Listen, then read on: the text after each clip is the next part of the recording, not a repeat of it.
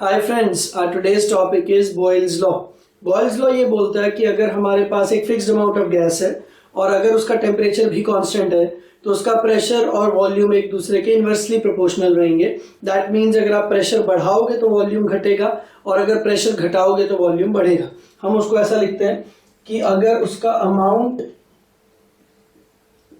Fixed है और अगर उसका टेम्परेचर कांस्टेंट है तो साइंटिफिक लैंग्वेज में हम उसको ऐसे लिख सकते हैं P is inversely proportional to V। इसको ऐसा भी लिख सकते हैं PV is equal to constant, और इसी चीज को ऐसा भी लिख सकते हैं P1 V1 is equal to P2 V2। अब इस PV is equal to constant को P1 V1 is equal to P2 V2 कैसे लिख सकते हैं? मुझे इस कांस्टेंट की वैल्यू नहीं पता, पर ये जो भी है इट इज अ कांस्टेंट। अगर मैंने प्रेशर को P1 और वॉल्यूम को V1 रखा तो P1 into V1 will be equal to some constant की। सिमिलरली अगर मैंने प्रेशर को चेंज किया P2 तो वॉल्यूम अपने आप को इस तरह से एडजस्ट करेगा कि इन दोनों का मल्टीप्लीकेशन P2 इंटू V2 भी कांस्टेंट रहे। तो अगर P1 V1 भी कांस्टेंट के बराबर है, P2 V2 भी कांस्टेंट के बराबर है, तो अगर आप अब इस कांस्टेंट को हटा दो तो ये बन गया P1 V1 is equal to P2 V2।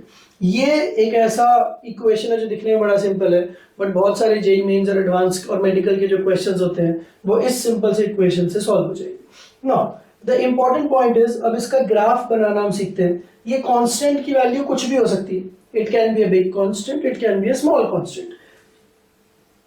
हमने आइडियल गैस इक्वेशन से ये सीखा है that PV is equal to nRT।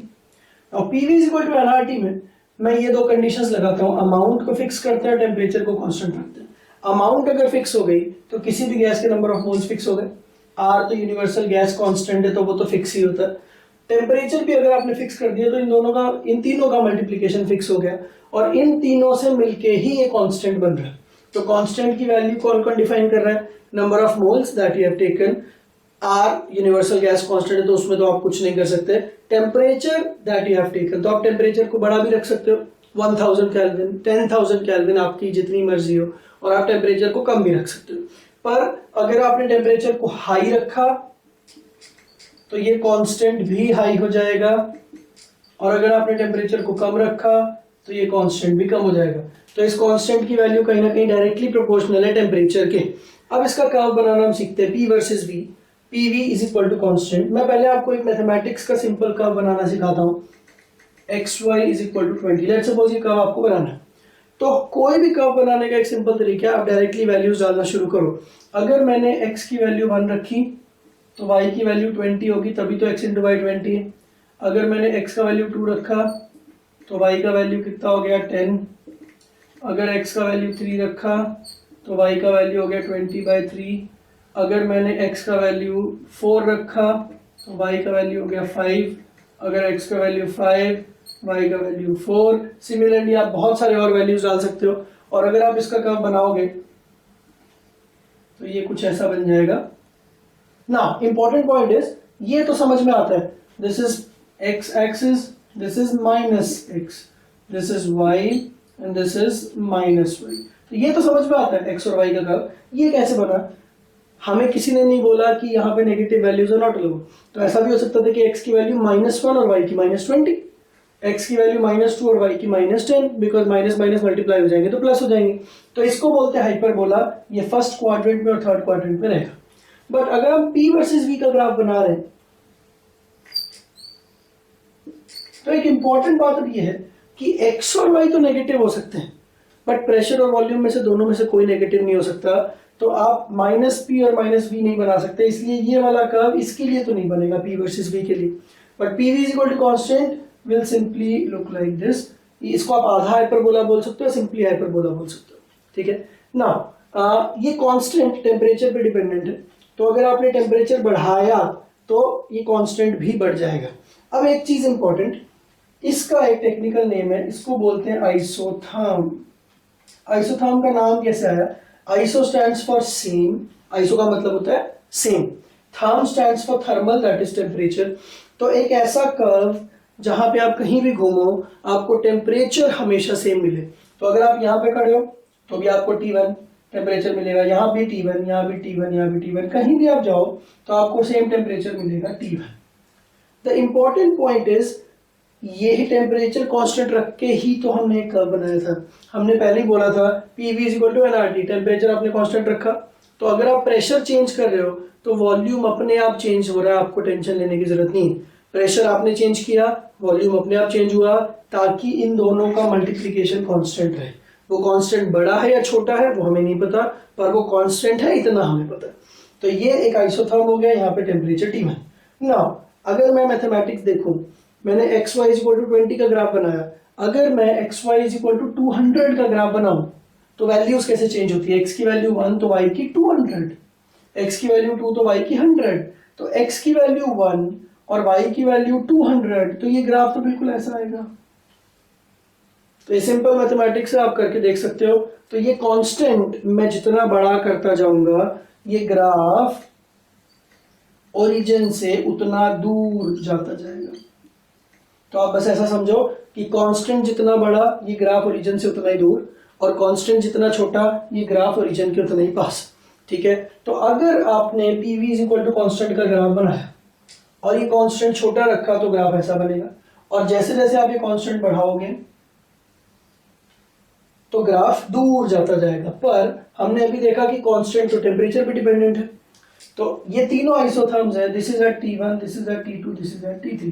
तो अगर आप यहाँ पे खड़े हो आपको T3 टेम्परेचर मिलेगा, अगर आप यहाँ पे खड़े हो तो आपको T2 मिलेगा। अब क्वेश्चन जो जेईई मेंस जेईई एडवांस में काफी बार आ चुका है, मेडिकल में भी आ चुका है, T3 T2 T1 को असेंडिंग ऑर्डर में अरेंज करना है टेम्परेचर्स के बेसिस पे। पूछा गया कि इन तीनों में सबसे ज्यादा टेम्परेचर कौन है, T3 T2 T1, या सबसे छोटा कौन है? तो फंडा सिंपल है, ओरिजिन से जितना दूर उतना ही बड़ा कांस्टेंट, और कांस्टेंट अगर बड़ा होगा तो कांस्टेंट बड़ा तभी होगा जब टेम्परेचर बड़ा होगा। इसलिए आंसर क्या हो गया? T3 is more than T2 is more than T1। ठीक है, तो इसमें ये जो आइडियल गैस इक्वेशन है काफी बड़ा रोल प्ले करेगी। हमें बस डायरेक्टली दिख रहा है कि कांस्टेंट का मतलब है nT, कांस्टेंट का बड़ा होना मतलब टेम्परेचर का बड़ा होना। देन हम एक और ग्राफ बना सकते हैं। अगर हम PV वर्सेस P ग्राफ में, ये ग्राफ भी एक बार जेईई एडवांस में आ चुका है। इस ग्राफ में देखो आप, एक्स एक्सिस पे प्रेशर वेरी कर रहा है और वाई एक्सिस पे PV है। बॉयल्स लॉ का स्टेटमेंट ये है कि अगर आपने नंबर ऑफ मोल्स और टेम्परेचर को कांस्टेंट रख दिया तो फिर आप कुछ भी करो PV विल रिमेन कांस्टेंट। अगर आप इस तरफ जाओगे तो प्रेशर चेंज हो रहा है, बट जैसे जैसे प्रेशर चेंज हो रहा है वॉल्यूम भी अपने आप को चेंज कर रहा है इस तरह से ताकि PV कांस्टेंट रहे, तो इसका ग्राफ आएगा स्ट्रेट लाइन। मतलब ये कि आप प्रेशर को कितना भी चेंज करते रहो, वॉल्यूम भी अपने आप चेंज हो रहा है, पर दोनों का मल्टीप्लीकेशन कभी चेंज नहीं हो रहा है। ठीक है, अब इस पे भी एक क्वेश्चन कैसे आया था, this is at temperature T1, this is T2 and this is T3। तो ये एक क्वेश्चन आया था कि मुझे तीन कर्व्स बना दिए PV वर्सेस P में, T1 T2 T3, 3 straight lines, और पूछा T3 बड़ा है, T2 बड़ा है, T1 बड़ा है। तो हमें ये देखना है, प्रेशर चेंज करके आप PV चेंज तो कर नहीं सकते हो, पर PV की एब्सोल्यूट वैल्यू ये और ये, आप ओरिजिन से जितना ऊपर हो तो वैल्यू उतनी बड़ी है। तो अगर आप देखो PV की ये वाली वैल्यू सबसे बड़ी है, ठीक है, पर ये तो PV कांस्टेंट है। तो इस पॉइंट पे और इस लाइन पे आपको कांस्टेंट सबसे बड़ा मिलेगा, और अगर कांस्टेंट सबसे बड़ा मिल रहा है तो टेम्परेचर भी तो सबसे बड़ा है। तो यहां भी आंसर वही हो गया, T3 is more than T2 is more than T1। Then एक और ग्राफ जो काफी कॉमनली आता है, that is P versus 1/V। Now इसको भी सॉल्व करने के लिए हम क्या कर सकते हैं, कभी भी आपको कंफ्यूजन हो तो डायरेक्टली आइडियल गैस इक्वेशन को देखो। PV is equal to nRT है, इसको अगर मैं ऐसे लिख दूं तो भी चलेगा। So that gives me P is equal to nRT into 1/V। तो ये ग्राफ बन गया कुछ ऐसा, y is equal to mx where x is 1/V and p is our y and nRT is equal to m। y is equal to mx एक straight line की equation है जिसका स्लोप m है और जो ओरिजिन से पास करती है। तो ये ओरिजिन है हमारा, तो इस ओरिजिन से पास करती हुई एक स्ट्रेट लाइन, ये मैंने डॉटेड लाइन इसलिए बनाई क्योंकि यहां पे कभी हम पहुंच नहीं सकते। 1/V इज इक्वल टू 0 अगर हो गया दैट मीन्स V इंफिनिटी हो गया। जो कि प्रैक्टिकली पॉसिबल नहीं है, इसलिए ये लाइन कभी भी ओरिजिन के ऊपर टच नहीं करेगी, बस ये ओरिजिन की तरफ जाती हुई दिखेगी। तो ये टेम्परेचर है लेट्स सपोज T। अगर मैं और ऐसी कर्व्स बनाऊं तो ये 3 टेम्परेचर अपन देखते हैं, T1, T2 और T3। ये भी आइसोथर्म्स है। यहाँ पे आप जाओगे T1 मिलेगा, यहाँ जाओगे T2 मिलेगा, यहाँ आप जाओगे T3 मिलेगा। क्वेश्चन अगेन जो आया था T3, T2, T1 में से बड़ा कौन है, या इनको अरेंज करना है। तो हमारे पास ये जो इक्वेशन है, बड़ी काम की इक्वेशन है, y is equal to mx।